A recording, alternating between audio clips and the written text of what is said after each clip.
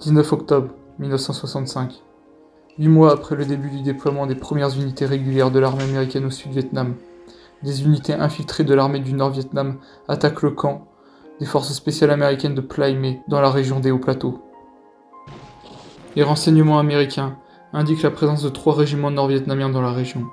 Cette situation force le commandement américain à déclencher l'opération Silver Bayonet, avec pour objectif d'éliminer les forces nord-vietnamiennes qui cherchent à couper en deux le Sud-Vietnam, entre la frontière cambodgienne et la mer de Chine. Le 14 novembre 1965, le 7e régiment de la 1re division de cavalerie et ses 200 hommes commandés par le lieutenant-colonel Moore atterrissent sur la LZX-Ray, une clairière grande comme un stade, proche des montagnes de Chupong. Leur mission, éliminer les forces nord-vietnamiennes s'y trouvant, et dont les renseignements américains estiment leur nombre comme raisonnable.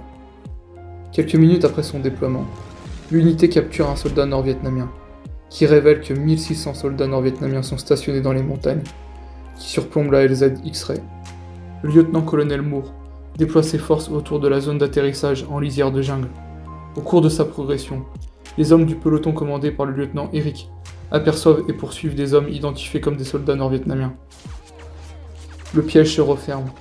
Une intense fusillade éclate. Le lieutenant Eric est tué dans les premiers instants de l'embuscade, et le reste de son peloton est isolé. Le lieutenant-colonel Moore demande l'envoi de renforts, et consolide ses positions avec les unités amenées par les hélicoptères. Durant toute la journée, de violents combats ont lieu et ne seront interrompus que par le coucher du soleil. Moore et ses hommes sont encerclés. Leur survie ne tient qu'au balai incessant d'hélicoptères, apportant le ravitaillement et évacuant les blessés. Le lendemain, dès 6h30, les combats reprennent. Les forces nord-vietnamiennes chargent à la baïonnette durant toute la journée les positions américaines qui sont sur le point de rompre. Aux alentours de 7h du matin, Moore déclenche le code Broken Arrow, indicatif indiquant qu'une unité américaine est submergée et qu'elle demande l'intervention immédiate de toutes les forces aériennes disponibles. Les chasseurs américains en réaction bombardent les positions nord-vietnamiennes au napalm, pendant que les bombardiers B-52 pilonnent les montagnes de Chupong. Les GIs repousseront durant 2 jours et 2 nuits qui suivent les assauts nord-vietnamiens, jusqu'à l'arrivée des renforts formés par un bataillon qui rejoint à pied la LZX-Ray. Les unités de l'armée nord-vietnamienne s'exfiltrent de la zone en direction du Cambodge pour s'y réfugier. Le 17 novembre 1965, Moore et ses hommes quittent le champ de bataille en hélicoptère.